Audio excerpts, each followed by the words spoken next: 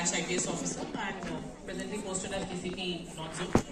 At the outset, I'd like to apologize for the delay and actually it can't be helped. Today we are having a major program at Parade Grounds in which CM is coming and around 70,000 women have been mobilized from across the state.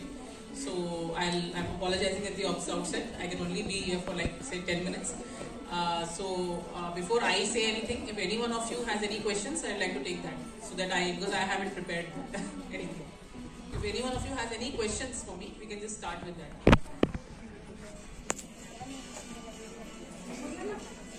I assume all of you are from the medical doctors, nurses and the medical professionals.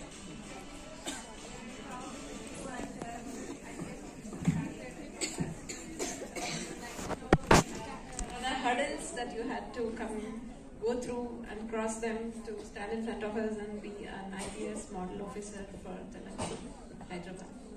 Okay, so I come from an army family. My father was an army officer. He was also a doctor. I grew up around hospitals only. I often say to my friends that I like the hospital smell, which they find it kind of odd, but since my father was an army doctor, as a kid, my mom used to drop me at his army hospital and go when she used to go for her event. So I used to see him examining patients and all that. So I also tried for medicine that I could not clear, much to the great disappointment of my father. I was always keen on civil services. My mother, in fact, was my inspiration. She, from very childhood, from almost like first class, second class age, she only used to tell me that civil services is a very good career opportunity, more like a calling. So she used to always encourage me towards that. And post my school days, I'm a lawyer by profession. I've done my bachelor's in law. So as a lawyer, we are exposed more to the different subjects which concern the society, like sociology, political science. So when I was really going through those subjects, my fascination towards civil services also increased. Of course, it was not an easy journey. It was in my 5th attempt that I cleared the exam. And unfortunately, I lost my father also to a terrorist attack when I was in college. So overall, the journey has been very long, but I think standing before all of you, it seems worth it. Thank you. Thank you so much. Anything else from anyone? The hospitals in my area, for a long time we have been planning that. Idea was to, I'm sure all of you are well aware of the kind of violence that is being propagated against doctors or medical professionals. So it is always concerning because as first responders, it is always police and medical professionals who are always at the forefront. COVID is a classic example. When everybody was in their homes, only police and doctors were on the doctors. And when I say doctors, all the medical professionals, the hospital staff, they were the ones who were on the field. So that kind of a situation makes us feel that probably we will get more respect in the society. But sadly, that is not the case. More often than not, we hear cases of medical negligence, but the number of cases in which lives have been saved are not highlighted. So I would say that is more of an occupational hazard which can't be avoided. At the end of the day, it is the satisfaction that one self-own gets. Like we have to feel satisfied by our own work, by the fact that even if one person might be dissatisfied, there will be hundreds others who will be happy, and because of the kind of service that we have extended to them. Having said this, just as the DCP of this area, and since this is Women's Day and I can only see maximum only women here, I've always felt that Women's Day program should include men more, because women already know everything that they should know about Women's Day. It is men who need to be more aware. Coming from a profession in which even today we are in a minority, and when I say we, women officers are in a minority. We often feel that when these kind of awareness or some women empowering sessions are being taken up, men need to be part of it because they need to understand the realities that a woman face on a daily basis. Whether it is traveling from home late at night when you are going back from work, or when you are working in a space in which you might feel isolated. So these are the kind of situations in which men should be exposed more.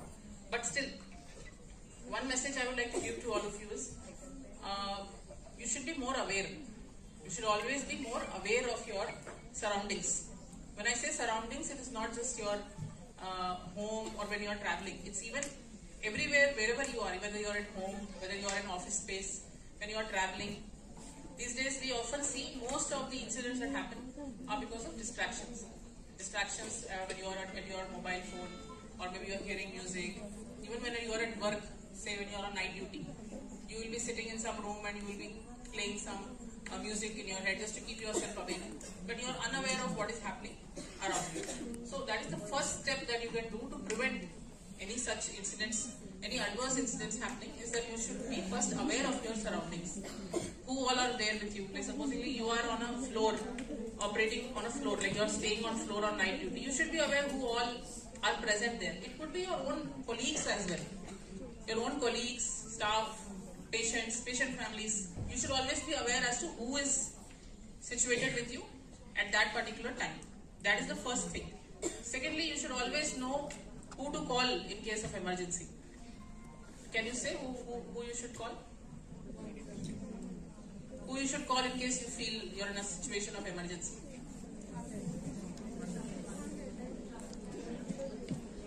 100. It is 100, 100. No matter what emergency you face, in which you feel threatened, in which you are feeling threatened, you should always do a dial 100 call. Sorry? What is 2 100 is the emergency call for police. If you are ever in any kind of situation, inside, outside, if you feel threatened, you feel you are under attack, you need help, and there is nobody around, you should always do a 100 dial. And that is what you should tell all your family, your well-wishers, everybody. You should make that awareness.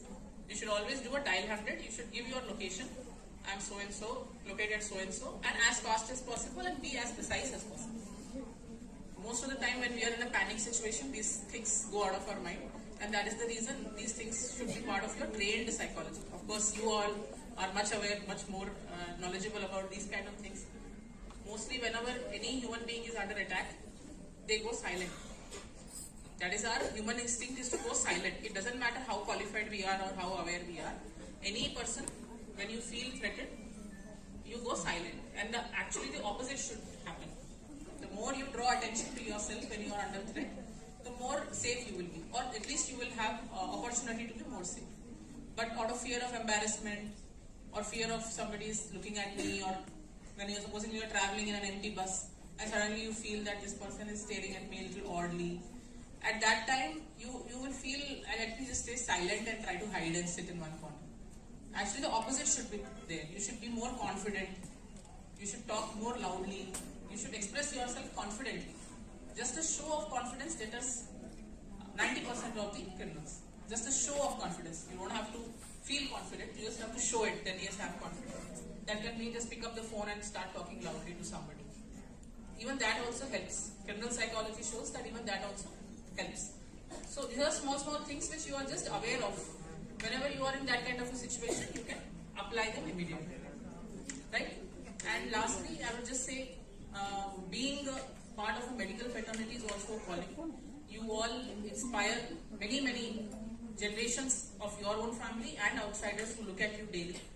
Having stepped out of your own homes and coming to work in a profession which is highly demanding and highly taxing, almost like a 24/7 duty, it is an achievement in itself.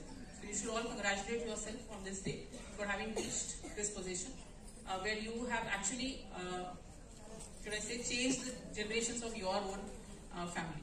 Right? Thank you.